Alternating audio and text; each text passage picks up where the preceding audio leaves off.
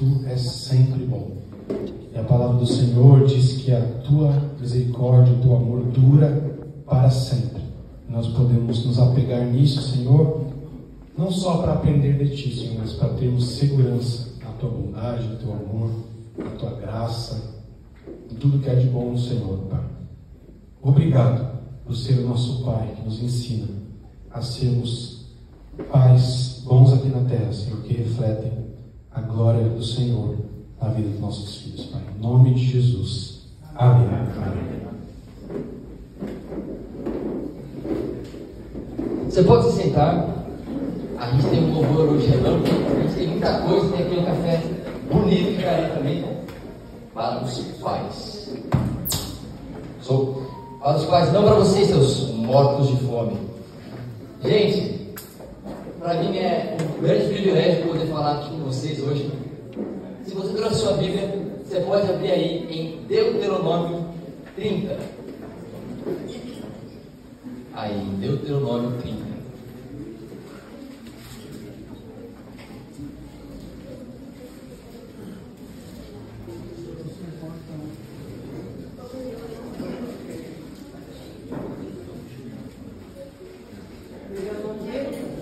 Deuteronômio 30. Depois eu aviso qual que é o versículo. Sobe aí, Deuteronômio 30. Aí, perfeito, perfeito. Pessoal, estão ligados? Estão ligados? Estão ligados? Beleza. Hoje nós não temos projetor aqui. E como vocês sabem, eu adoro projetar imagens, sou fotógrafo, afinal de contas. Mas eu não tenho projetor aqui. Então eu peço que vocês me emprestem. Oi? Não. Eu quero que vocês me emprestem a imaginação de vocês. Porque eu quero projetar uma história na imaginação de vocês. Por quê? Da onde eu venho, o presente mais precioso que você pode dar para alguém é uma boa história. Sabe, a prata e o ouro, um dia elas estão contigo, no outro elas não estão mais. Mas uma boa história fica com você para sempre. Ela pode mudar a sua vida.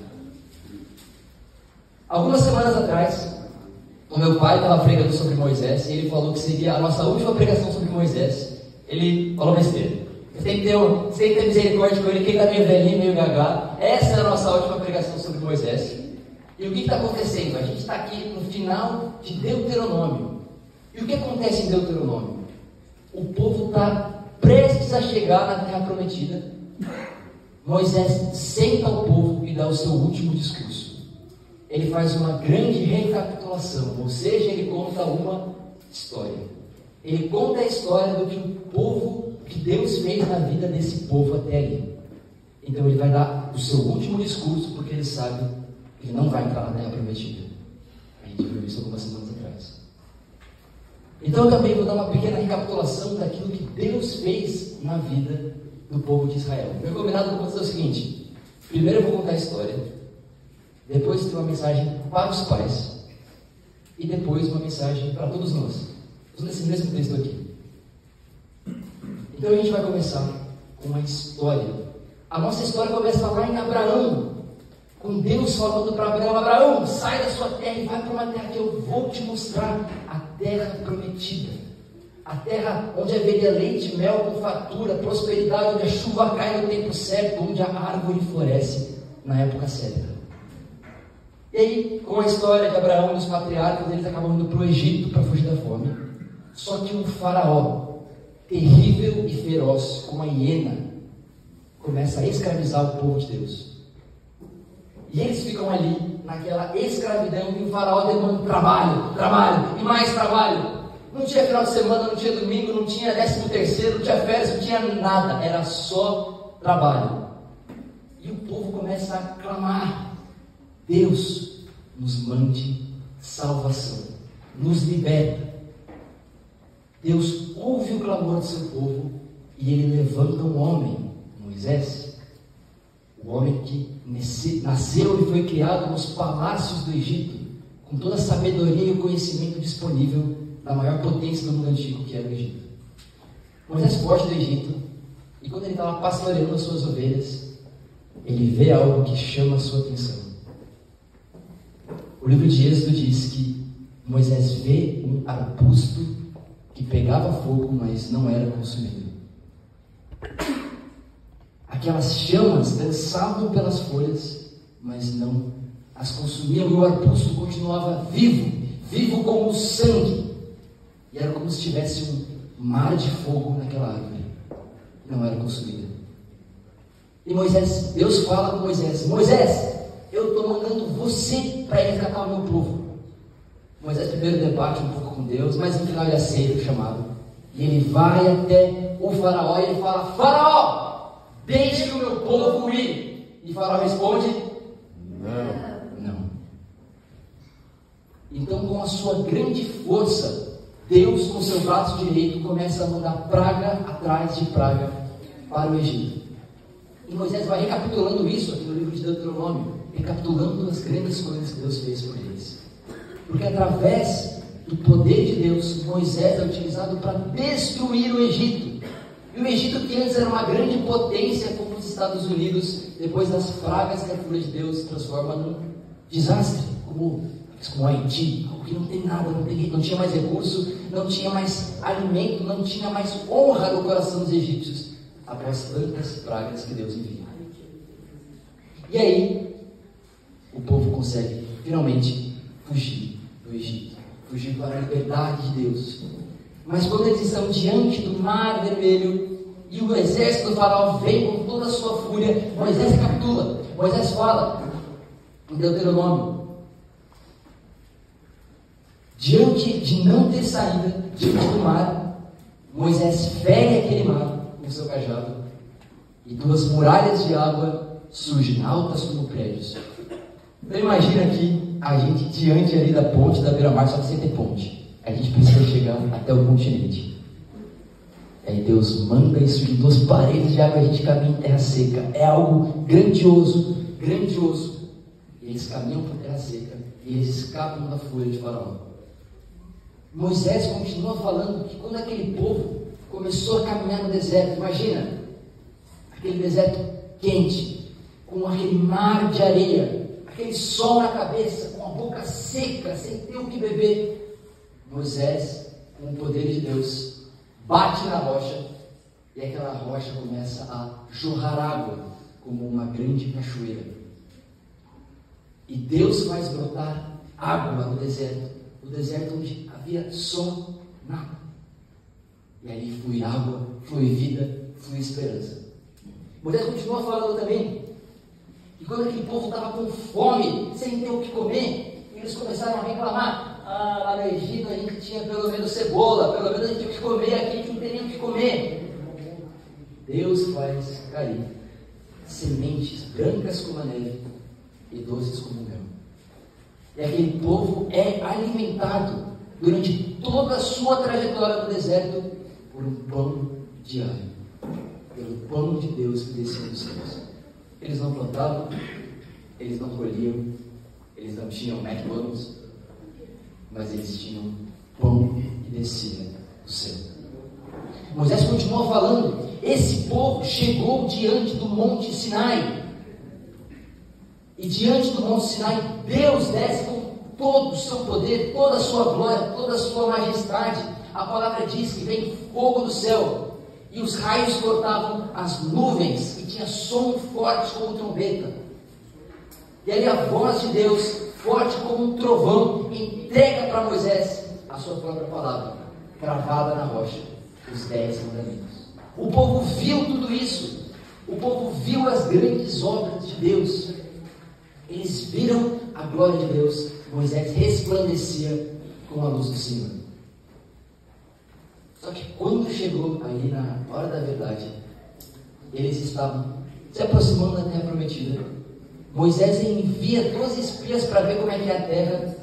E quando eles voltam, eles falam: Moisés, vai dar não, cara. Não vai dar para a gente entrar naquela terra. Como assim? Deus já abriu o mar, Deus já matou o faraó, Deus já desceu no céu e glória. Não, ela tem grandes. Ela tem grandes guerreiros. Não vai dar. Aborta a missão. Game over. E o povo vai na onda dos 10 discípulos, só 2 colocaram fé. O povo vai na onda e a condenação de Deus é: ah é? Tá bom. Vocês vão morrer no deserto e são os seus filhos que vão entrar na terra prometida. Aquele povo que viu as grandezas de Deus, que viu o mar se abrindo, que viu o Egito sendo destruído, não entrou na terra prometida. E aí, por fim, o povo também estava com sede. Eles pedem de novo para Moisés água e Deus fala: Moisés, fala com a rocha. Moisés vai lá e bate na rocha, surge água. Só que Moisés desobedeceu. E Deus fala: você feriu a minha santidade, Moisés. Você feriu a minha santidade perante o povo. Então você não vai entrar na terra prometida. A gente parou aí. Então, depois de toda essa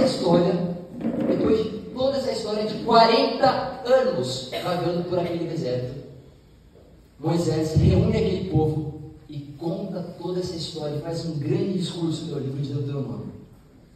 E ele chega aqui no texto de Deuteronômio 30, versículo 11. Depois de toda essa recapitulação, de toda essa história, Moisés clama ao povo o seguinte: o que hoje estou ordenando a vocês não é difícil de fazer, nem está além do seu alcance, não está lá em cima no céu, de modo que vocês tenham que perguntar: quem subirá ao céu para trazê-lo e proclamá-lo a nós, a fim de que lhe obedeçamos? Nem está além do mar, de modo que vocês tenham que perguntar: quem atravessará o mar para trazê-lo de volta e, voltando, proclamá-lo a nós, a fim de que obedeçamos? Nada disso. A palavra está bem próxima de vocês, está em sua boca e em seu coração. Por isso vocês poderão obedecer. Vejam que hoje ponho diante de vocês vida e prosperidade, ou morte e destruição. Pois hoje ordeno vocês que amem o Senhor, o seu Deus, andem nos seus caminhos e guardem os seus mandamentos, decretos e ordenanças. Então vocês terão vida e aumentarão em número, e o Senhor, o seu Deus, os abençoará na terra em que vocês estão entrando para dela tomar posse. Se, todavia, o seu coração se desviar e vocês não forem obedientes e se deixarem levar, prostrando-se diante de outros deuses para adorá-los, eu hoje declaro a vocês que, sem dúvida, vocês serão destruídos. Vocês não viverão muito na terra em que vão entrar, da qual vão tomar posse depois que atravessarem o Jordão. Hoje invoco os céus e a terra como testemunhas contra vocês, de que coloquei diante de vocês a vida e a morte, a bênção e a maldição. Agora escolham a vida para que vocês e os seus filhos vivam, e para que vocês amem o Senhor, o seu Deus, ouçam a sua voz e se apeguem firmemente a Ele, pois o Senhor é sua vida. Por que eu escolhi esse texto aqui para falar na nossa celebração do Dia dos Pais? Porque Moisés era o líder desse povo. E a gente está vendo as últimas palavras de Moisés. Mais do que o líder desse povo, Moisés era o pai desse povo. Ele era o pai espiritual desse povo. E perceba, mais do que conduzir o povo e proteger o povo e prover o alimento para o povo, Moisés conduzia esse povo para o caminho do Senhor.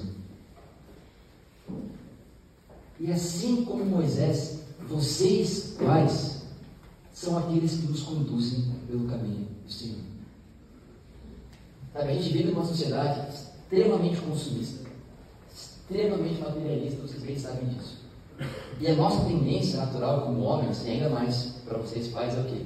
Cara, tem que proteger e prover, proteger, proteger e prover. Tem que proteger e prover. Só que Moisés nos ensina algo mais profundo do que isso. Não tem nada de errado em proteger e prover, muito pelo contrário, é bom, justo e moral. Mas além de proteger e prover, vocês, assim como Moisés, são aqueles que nos pastoreiam. É até fácil de lembrar, 3 P's: proteger, prover, pastorear. Vocês são aqueles que nos pastoreiam espiritualmente, para que a gente escolha, como Moisés falou, o caminho do Senhor, a vida, a bênção. Eu vou falar uma coisa bem séria aqui, mas eu vou falar. Quando meu pai morrer, quando eu estiver no enterro do meu pai, eu não vou falar, nossa, cara, meu pai, com meu pai eu aprendi a ser um grande empresário. Com meu pai me deixou um baita carro. Olha, meu pai me deixou um baita carro. Cara, meu pai deixou para mim uma casa. Não, isso é poeira. Um dia está comigo, no outro dia. O que eu vou poder falar sobre o meu pai é, com o meu pai, eu aprendi o que é ser um homem de Deus.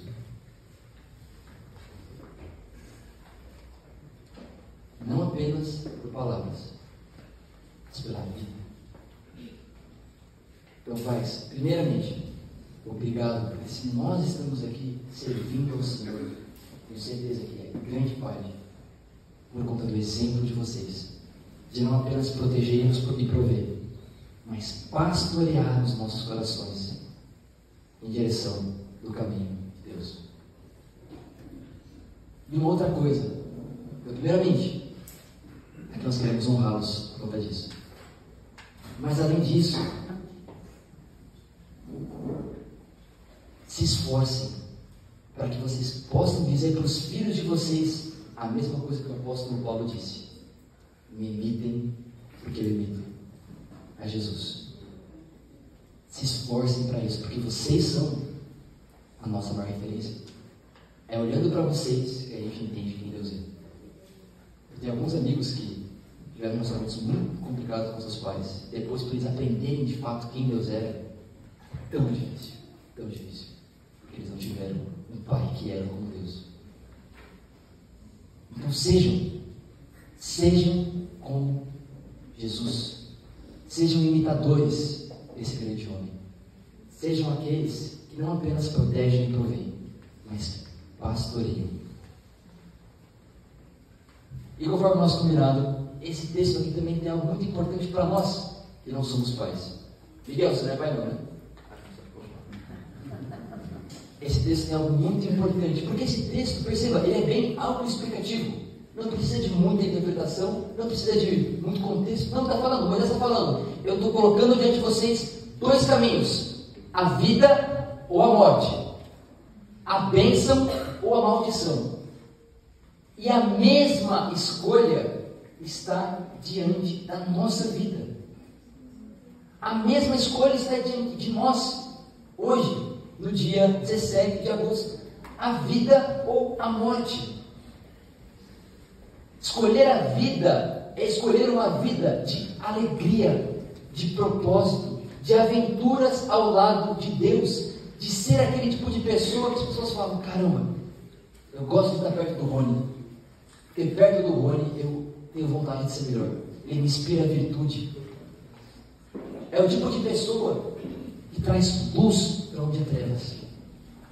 Escolher a morte é escolher uma vida onde você vai estar sempre imerso de fofoca e mentira e pecado. E quando você chega no ambiente, você abaixa o ambiente. Putz, cara, chega lá de novo. Olha, cara, só faz fofoca, só fala mal. O que separa a vida da morte, segundo Moisés, é uma coisa apenas: obediência. Obediência. Aquele que obedece a Deus, já está falando, para que vocês amem o Senhor, seu Deus, ouçam a sua voz e se apeguem firmemente a Ele. Aquele que ama o Senhor e segue a sua palavra, tem essa vida de propósito, uma vida completamente preenchida. A gente vê lá fora as pessoas vazias, sedentas por amor, sedentas por propósito, sedentas por identidade, sedentas por significado, completamente depressivas. Uma vida com o Senhor é uma vida abundante, segundo Jesus. Isso é caminhar, escolher a vida. A vida, escolher a morte, é escolher uma vida de distanciamento de Deus, de não conseguir vir para o culto do MPA de tanta vergonha. Putz, uma vida de afastamento daqueles que realmente te amam. Uma vida onde você não traz honra para os seus pais, porque você está escolhendo a maldição e a morte. Então, diante de nós está a mesma escolha, a vida ou a morte. E como Moisés fala, escolham a vida, escolham caminhar com Deus. E se você fala, poxa, cara, como eu queria caminhar com Deus, mas eu estou tão distante, eu estou tão afastado de Deus, eu estou tão afastado da virtude, da beleza, do caráter, do amor de Deus. Olhe para Jesus. Por quê?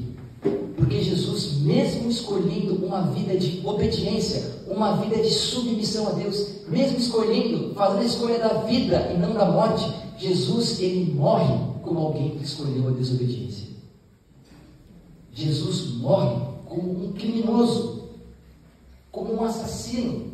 A multidão prefere libertar Barrabás, o assassino, do que Jesus. Ele morre desonrado, envergonhado.